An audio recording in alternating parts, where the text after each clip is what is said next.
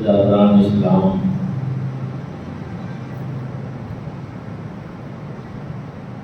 یہ عہد جس میں ہم جی رہے ہیں اس میں فتنہ بازی بہت عام ہو چکی ہے اور اسلام دشمن کی جھنڈے پر اب بہت سے لوگ کام کر رہے ہیں۔ بہت سی ایسی چیزیں ہیں جو پہلے ہوتی تو تھی لیکن کم ہوتی۔ اب ہم دیکھتے ہیں کہ فتنوں کی دور میں وہ چیزیں بڑھ رہی ہیں اور ان کا تدارک بھی ساتھ ساتھ اور یا اللہ یہ وہ ہیں، یہ وہ مبارک ہستیاں ہیں کہ جن کو اللہ رب العزت نے خود اور یا اللہ فرمایا، یہ میرے دوست، یہ شان ان کو اللہ رب العزت نے خود دی ہے۔ اور یہ اصطلاح بھی اللہ رب العزت نے قرآن پاک میں ان کے لیے خود استعمال کیا۔ ان کی عظمت اور ان کی شان بھی اللہ رب العزت نے خود بیان کیا۔ اور احادیث میں بھی اولیاء اللہ، ولی، اس طرح کے الفاظ اور اس طرح کی اصطلاحات آئی ہیں، تو قرآن و سنت دونوں میں اولیاء اللہ کی عظمت و شان۔ اب جو اولیاء اللہ پہ تنقید کرنے والے ہیں، جو ان اکابرین امت، بزرگان دین اور محبوبان خدا ہستیوں پر تنقید کرتے ہیں، ان کی مخالفت کرتے ہیں، ان سے بغض اور عداوت رکھتے ہیں اور لوگوں کو بھی اکساتے ہیں اور ابھارتے ہیں کہ یہ اولیاء اللہ تو کوئی چیز ہی نہیں ہے، بابے تو کوئی شائی نہیں ہے، اور ان کی عظمت و شان کو کم کرنے کے لیے بلکہ بعض تو ایسا دریدہ ذہن ہے جو خود بھی ان مبارک ہستیوں کے گستاخ ہوتے ہیں اور دوسرے لوگوں کو بھی ذہنی طور پہ تیار کرتے ہیں کہ وہ بھی ان کی گستاخی کریں۔ ان کے لیے یہ لمحہ فکریہ ہونا چاہیے کہ اولیاء اللہ کی مخالفت دراصل قرآن و سنت کی مخالفت، اللہ کی مخالفت ہے اور اس کے رسول کریم صلی اللہ علیہ وسلم۔ پھر ایک بات ہوگی کہ جی جن کی شانیں اللہ رب العزت نے قرآن پاک میں بیان کی ہیں، ہم تو ان کی مخالفت نہیں کرتے۔ وہ کہتے ہیں ہم تو جی جیلی پیروں کی مخالفت کرتے ہیں، یا جو اولیاء اللہ کے نام کے اوپر جیلی لوگ ہیں، غلط لوگ ہیں، ہم ان پہ تنقید کرتے ہیں اور اس طرح کی باتیں کرتے ہیں۔ دوستانی کا پہلی بات یہ ہے کہ جو لوگ غلط ہیں ان کو غلط کہنا، اس کے لیے بھی کچھ اصول اور ضابطے ہوتے ہیں، اور ان میں ہمیشہ اس بات کو ملحوظ رکھنا ضروری ہوتا ہے کہ جو غلطی کر رہا ہے اس کو غلط کہا جائے، اس کی غلطی کی سزا آپ کسی دوسرے کو نہیں دے سکتے۔ میں آپ کچھ مثالوں سے آپ کو یہ باتیں واضح کرنا چاہتا ہوں۔ داتا صاحب یہاں بر صغیر میں ایک عظیم ہستی جن کا مزار لاہور میں مرجع خلائق ہے، اور صبح بھی وہاں قرآن پاک پڑھا جا رہا ہوتا ہے اور شام کو بھی قرآن پاک اور رات کو۔ اب وہاں ہمیں کچھ مناظر نظر آتے ہیں،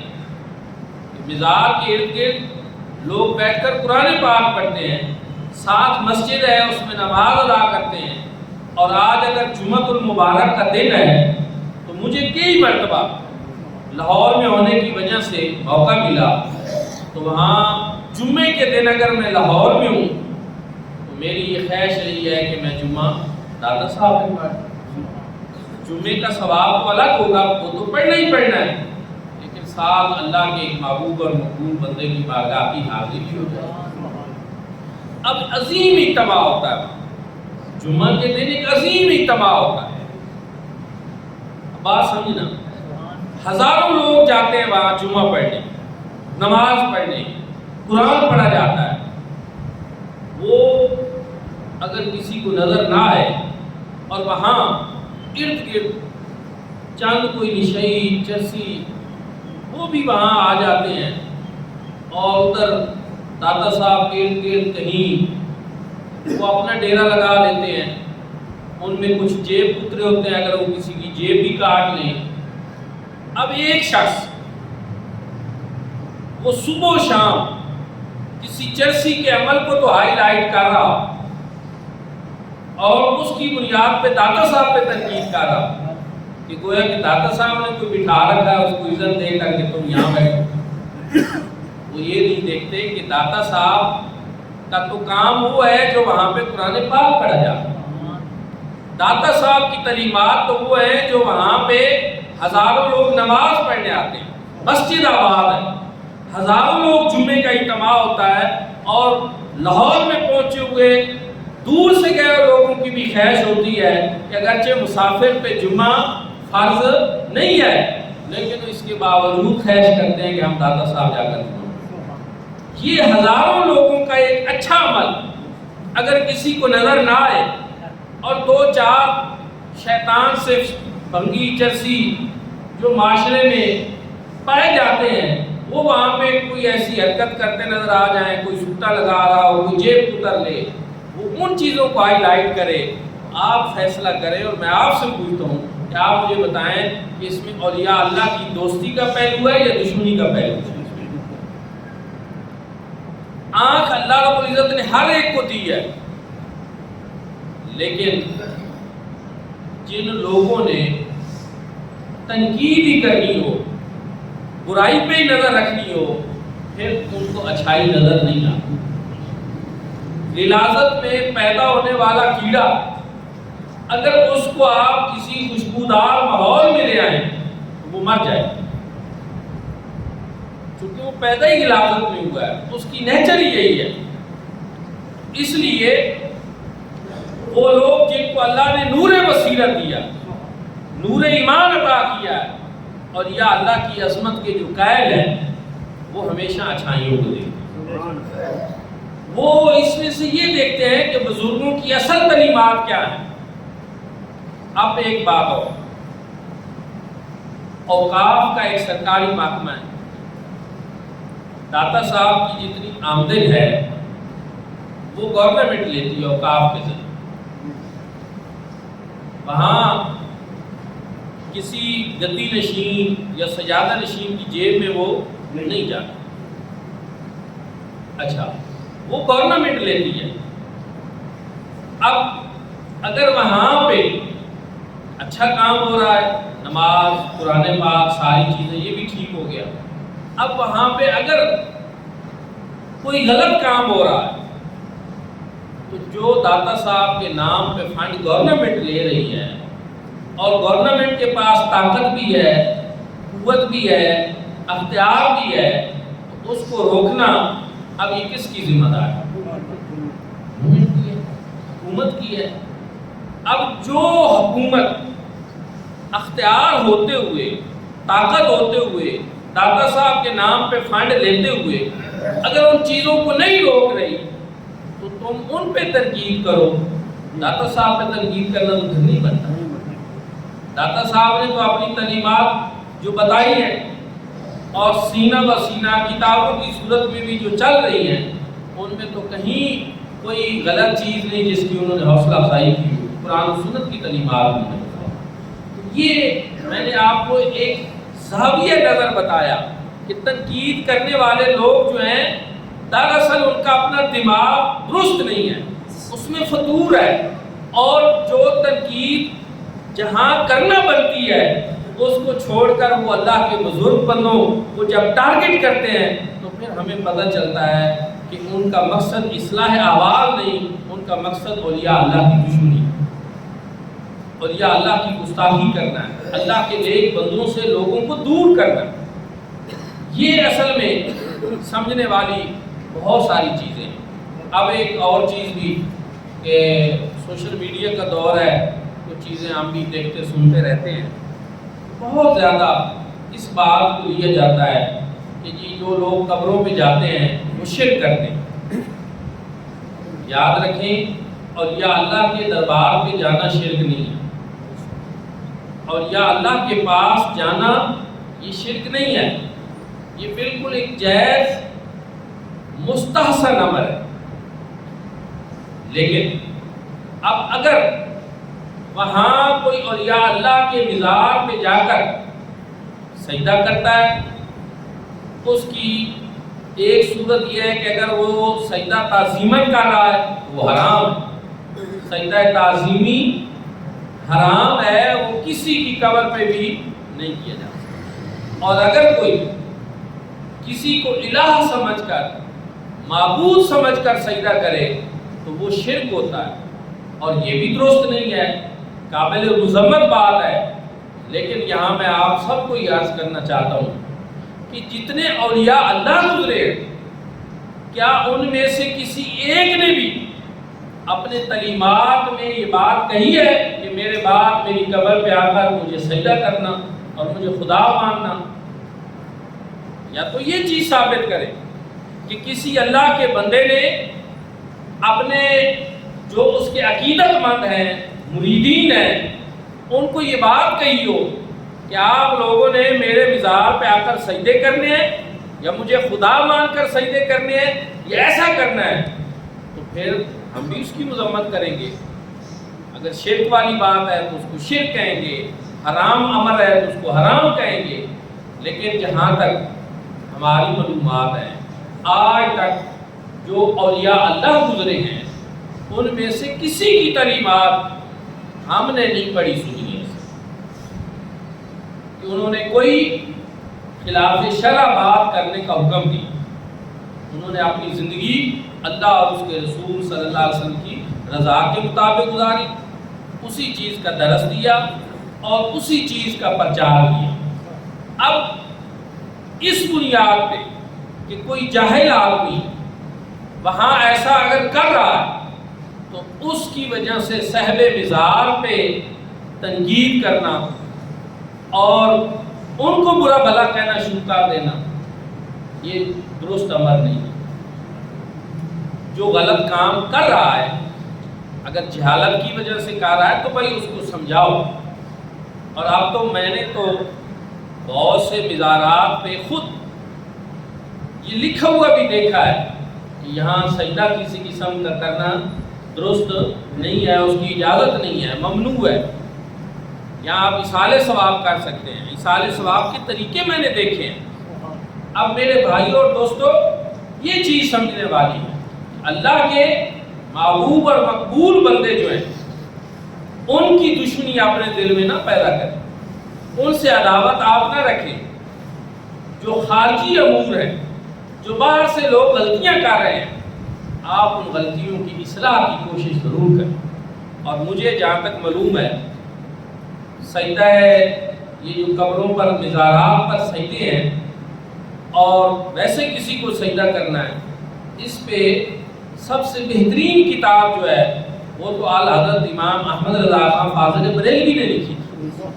کہ سجدہ تعظیمی حرام ہے۔ اس پہ انہوں نے ایسی خوبصورت کتاب لکھی تھی جو کسی اور مکتبہ فکر کے علماء نے بھی اس طرح نہیں لکھی۔ اب اس کا مطلب یہ ہے کہ کہیں بھی کوئی ہونے والی جہالت اب اس کو ہمارے ذمہ لگا دینا یہ درست نہیں۔ ہمارا جو اہل سنت کا عقیدہ ہے، جو بزرگوں نے بتایا ہے، جو ہماری کتابوں میں لکھے ہیں اور جو مستند ذرائع سے ہم تک پہنچے ہیں، ان میں تو کوئی کہیں ایسی بات نہیں۔ کئی جگہ پہ ہم دیکھتے ہیں مزارات پہ لوگ دھمال ڈال رہے ہوتے ہیں، ڈھول بازی کر رہے ہوتے ہیں اور کئی طرح کی خرافات ناچ بھی رہے ہوتے ہیں، تو اب ان چیزوں کا تعلق اولیاء اللہ کی تعلیمات میں سے نہیں ہے، اہل سنت کی تعلیمات میں سے بھی نہیں ہے۔ میں نے پہلے بتایا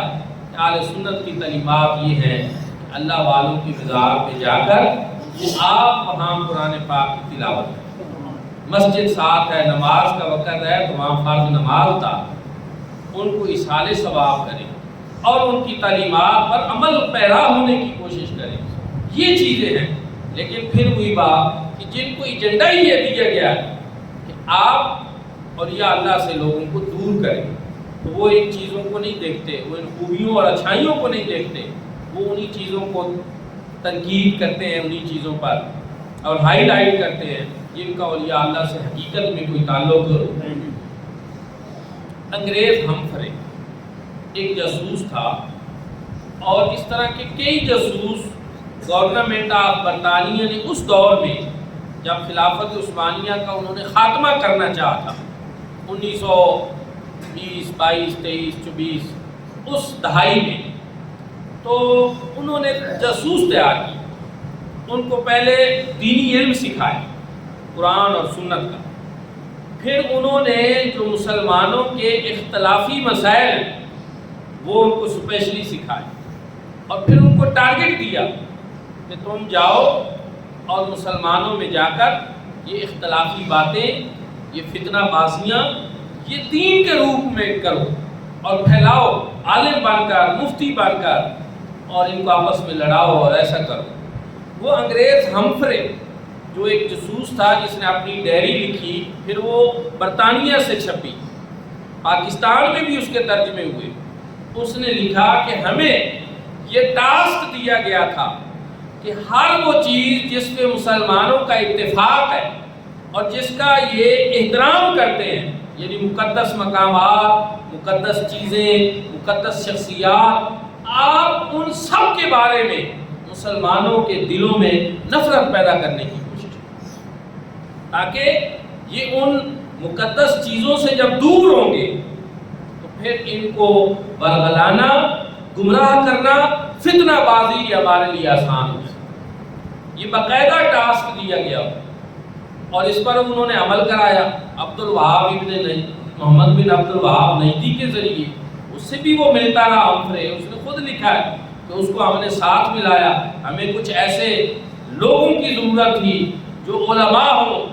اور وہ شدت پسند ہوں اور بات بات میں لوگوں کو مشرک بنانے کے وہ فتوے دینے والے ہوں۔ وہ ہمارے لیے بڑے معقول اور مناسب تھے کہ ہمارا ٹارگٹ ان سے پورا ہو سکتا تھا، اور ان کو ساتھ لے کر انہوں نے یہ پوری تحریک چلا دی جس کے اثرات ابھی تک بھی کہیں نہ کہیں سے ظاہر ہیں۔ اس لیے دوستان فکار اس چیز کو سمجھنا ضروری ہے کہ اللہ اور اس کے رسول صلی اللہ علیہ وسلم کی تعلیمات اور یا اللہ کے بارے میں واضح کہ وہ اللہ کے دوست ہیں، انہیں کوئی خوف اور کوئی غم نہیں ہے، ان کی عظمت ہے، ان کی شان ہے، رب تعالیٰ نے ان کا مقام اور مرتبہ بیان فرمایا ہے، اور ایک آیت میں نہیں متعدد آیات بینات ہیں اور یا اللہ کی شان میں جو اللہ رب العزت نے قرآن پاک میں بیان فرمایا۔ سورۃ فاتحہ جو ہر نماز میں آپ اور میں ہم پڑھتے ہیں، اس میں اللہ رب العزت نے ہمیں یہ تعلیم دی کہ آپ راہ ہدایت مانگیں، صراط مستقیم پہ چلنے کی توفیق مجھ سے مانگیں۔ پھر اللہ رب العزت نے اس صراط کی، اس راستے کی، اس صراط مستقیم کی وضاحت خود بیان فرمائی۔ اہدنا الصراط المستقیم، اللہ نے صراط مستقیم پہ چلا۔ صراط الذین انعمت علیہم غیر المغضوب علیہم ولا الضالین، ان لوگوں کا راستہ جن پر تیرا انعام، ان لوگوں کا راستہ نہیں جن پر تیرا غضب۔ ہر نماز میں ہم انعام یافتگان کا راستہ مانگتے ہیں، اور انعام یافتگان ہیں کون، یہ بھی اللہ رب العزت نے قرآن پاک میں خود ارشاد فرمایا۔ یہ قرآن کی تفسیر قرآن سے، یہ وہ لوگ ہیں انعم اللہ علیہم من النبیین والصدیقین والشہداء والصالحین وحسن اولئک رفیقا، کہ انبیاء کرام ہیں صدیقین ہیں، شہداء ہیں اور صالحین امت ہیں، امت کے نیک لوگ ہیں، صالح لوگ ہیں، اولیاء اللہ ہیں۔ اب آپ مجھے بتائیں، اگر یہ غیر اللہ ہوتے، اللہ کے مقابلے میں کوئی اور طاقت ہوتی، اللہ رب العزت پھر ہمیں ہر نماز میں ان کا راستہ مانگنے کا حکم ارشاد فرماتے ہیں یا ان کے راستے سے دور ہونے کا حکم ارشاد فرماتے ہیں؟ اب جو رب ہمیں فرما رہا ہے کہ تم نماز میں ان کا راستہ مانگا کرو، فاتحہ پڑھنا نماز میں کیا ہے؟ واجب ہے، سورۃ فاتحہ پڑھنا واجب ہے، ہر نماز میں ہم سورۃ فاتحہ پڑھتے ہیں۔ حضور نبی کریم صلی اللہ علیہ وسلم نے ارشاد فرمایا لا صلاۃ الا بفاتحۃ الکتاب، کہ جس نے فاتحہ نہ پڑھی اس کی نماز ہی کامل نہیں، وجوب ہے اس کا۔ اب آپ مجھے بتائیں کہ ہر نماز میں ہم جن اللہ کے نیک بندوں کا راستہ مانگیں، سلام پھیرنے کے بعد اللہ کے انہی بندوں سے دشمنی شروع کر دیں، انہی پہ تنقید کرنے لگ جائیں، انہی کے خلاف ہو جائیں، کیا یہ آپس میں کوئی اس کا موازنہ بنتا ہے؟ دوستو اور بھائیو، اگر ایسی کوئی شرکیہ بات ہوتی، اللہ کے بندوں سے محبت کرنا، ان کی تعظیم کرنا، اب جن کا ہم راستہ مانگ رہے ہیں ان سے محبت پیدا ہونا فطری بات ہے کہ نہیں؟ ان کی تعظیم دل میں آ جانا یہ فطری بات ہے کہ نہیں؟ کہ اللہ نے ان کو اہمیت دی کہ ان کا راستہ مانگو، یہ انعام یافتگان ہیں، میرے محبوب اور مقبول بندے ہیں اور میرے دوست ہیں۔ الا ان اولیاء اللہ لا خوف علیہم ولا هم يحزنون، خبردار بے شک یہ اولیاء اللہ ہیں، یہ میرے دوست ہیں۔ رب جن کو اپنا دوست قرار دے رہا ہو اور رب جن کو اپنا محبوب قرار دے رہا ہو کہ قل ان کنتم تحبون اللہ فاتبعونی یحببکم اللہ، کہ اگر تم اللہ سے محبت کے دعوے دار ہو، حضور نبی کریم صلی اللہ علیہ وسلم کی اتباع کرو، اللہ تمہیں اپنا محبوب بنا لے۔ یہاں کون محبوب بنا، کس کو محبوب بنایا جا رہا ہے؟ ان لوگوں کو جو حضور صلی اللہ علیہ وسلم کی اتباع کرنے والے، وہ اولیاء اللہ ہیں، وہ اللہ کے دوست ہیں، اللہ ان کو اپنا محبوب قرار دے رہا ہے۔ اب جو رب کے محبوب ہیں ہم ان سے دشمنی اور عداوت رکھیں، یہ کتنی غلط بات۔ انعام یافتگان جو ہیں، جن کو یہ میڈل جو ہے یہ اللہ کی طرف سے دیے جا رہے ہیں، یہ انعام یافتگان ہیں میرے بندے، ان کا نتیجہ یہ ہے کہ تم بھی ان کا راستہ مانگو، کامیاب زندگی چاہتے ہو، صراط مستقیم چاہتے ہو تو تم بھی انہی کے راستے پہ چلو، انہی کے طریقے پہ چلو، ان کی تقلید کرو۔ اب اللہ رب العزت نے ہمیں یہ درس دیا، تو اب ایک طرف اللہ اور اس کے رسول صلی اللہ علیہ وسلم کی تعلیمات ہیں اور دوسری طرف انگریز کے ایجنٹوں کی پھیلائی ہوئی باتیں ہیں کہ یہ بزرگ، یہ بابے، یہ تو چیز ہی کوئی نہیں۔ تو اب ہم نے انگریز کے ایجنٹوں کی بات نہیں سننی، ہم نے اللہ اور اس کے رسول صلی اللہ علیہ وسلم کی تعلیمات۔ دوست کے دوست کو محبوب رکھا جاتا ہے۔ اگر ہمیں اللہ سے محبت ہے تو جن کو اللہ نے اپنا محبوب قرار دیا ہے وہ بھی ہمارے محبوب ہے، اور اگر ہمیں اللہ سے محبت ہے، اللہ نے جن کو اپنا دشمن قرار دیا ہے ہم ان سے دشمنی رکھیں گے۔ اللہ نے بتایا قرآن پاک کہ یہ بت، یہ معبودان باطلہ ہیں، ان سے نفرت کرو، ہم ان سے نفرت کرتے ہیں، لیکن اولیاء اللہ کے بارے میں بتایا کہ یہ اولیاء اللہ ہیں، یہ میرے دوست ہیں، ان سے محبت کرو تو ہم ان سے محبت کرو۔ قرآن پاک میں اللہ رب العزت نے ارشاد فرمایا ان الذین آمنوا وعملوا الصالحات، بے شک وہ لوگ جو ایمان لائے اور جنہوں نے نیک کام کی، سیجعل لہم الرحمن ودا، فرمایا ان کی محبت لوگوں کے دلوں میں ہم خود پیدا کرتے ہیں۔ اللہ رب العزت ان کی محبت لوگوں کے دلوں میں ڈالتا ہے۔ اولیاء اللہ سے محبت کرنا یہ اللہ رب العزت نے خود فرمایا کہ ہم لوگوں کے دلوں میں ان کی محبت ڈالیں۔ اب ہر اہل ایمان جو ہے اس کے دل میں اولیاء اللہ سے محبت ضروری ہے، احترام ان کا ضروری ہے، ان کی تعظیم ضروری ہے۔ تو ہم تو ادب والے لوگ ہیں، اس لیے بزرگان دین کی تعلیمات پر بھی عمل کریں گے، ان سے محبت کریں گے، ان کا ادب اور احترام کریں گے۔ آخری بات یہ ہے کہ آج کل بزرگوں کی کرامات کے حوالے سے بہت لوگ باتیں کر رہے ہیں، اس میں دو چیزیں۔ پہلی بات یہ ہے کہ اولیاء اللہ کی کرامات برحق ہے، کیونکہ کرامات کا ثبوت قرآن پاک میں موجود ہے، کرامات کا ثبوت حضور صلی اللہ علیہ وسلم کی احادیث میں موجود ہے۔ قرآن اور سنت سے ثابت شدہ امر کو آپ کبھی بھی غلط قرار نہیں دے سکتے۔ اس میں دوسری بات یہ ہے، برحق ہے اور ہیں بھی صحیح، لیکن بعض ایسی کرامات جو حقیقت میں کرامات اولیاء اللہ کی ہیں نہیں، بعض لوگوں نے اس کو بدنام کرنے کے لیے کوئی ان کے ذمہ لگا دی، تو اب وہ لوگ ان چیزوں کو ہائی لائٹ کر کے اولیاء اللہ کی کرامات کے وجود کا انکار کر رہے ہیں۔ ایک بات، ایک کرامت ایک ولی سے سرزد ہوئی ہی نہیں، اس میں کوئی غلط بات منسوب کر دی گئی، کسی نے عذرائے شرارت کی، بزرگوں کو بدنام کرنے کے لیے کی، کسی مصدقہ کتاب میں نہیں ہو، کسی مصدقہ ذرائع سے ہم تک نہیں پہنچی، تو بجائے اس کی تصدیق کرنے کے کہ یہ درست ہے یا غلط ہے، اس کو بیان کرنے والا بندہ ٹھیک ہے یا غلط ہے، اس کی بجائے اس بزرگ کے خلاف ہو جانا، کرامت کے خلاف ہو جانا، یہ بات تو درست نہیں، کیونکہ کرامت کا ثبوت تو قرآن و سنت سے ثابت ہے۔ اب ان کرامات میں سے ہم یہ دیکھیں گے کہ جو کرامت قرآن و سنت کے اصولوں کے مطابق ہوگی اور اس دائرے میں ہوگی، ہم اس کو تسلیم کریں۔ اور کوئی اگر ایسی کرامت ہمیں سنائی جائے جو قرآن و سنت اور شریعت سے متصادم ہو، تو ہم نہ بزرگ کا انکار کریں گے، نہ بزرگوں کی کرامت کا انکار کریں گے، بلکہ پھر ہم یہ کہیں گے کہ یہ بیان کرنے والے نے درست بیان نہیں کی اور یا مصدقہ ذرائع سے ہم تک پہنچی نہیں ہے۔ لیکن اس طرح اللہ کے نیک اور محبوب بندوں کی کرامات کا، ان کی تعلیمات کا، ان کے وجود کا اس سرے سے انکار کر دینا اور ان سے دشمنی اور عداوت دل میں رکھ لینا، یہ بات نہ اللہ کو پسند ہے نہ اس کے رسول کریم صلی اللہ علیہ وسلم۔ اللہ عز نے حدیث قدسی میں ارشاد فرمایا، من عاد لی ولیا فقد اذنتہ بالحرب، کہ جو میرے دوستوں سے عداوت رکھتا ہے میں رب ہو کر اسے اعلان جنگ کرتا ہوں۔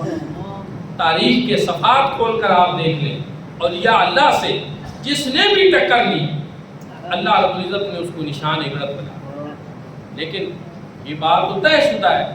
کہ ہم کسی چرسی کو، کسی بھنگی کو، کسی شریعت کے خلاف جانے والے کو اولیاء اللہ کی صف میں سمجھتے ہی نہیں۔ پہلی چیز یہ ہے کہ ولی وہ ہوتا ہے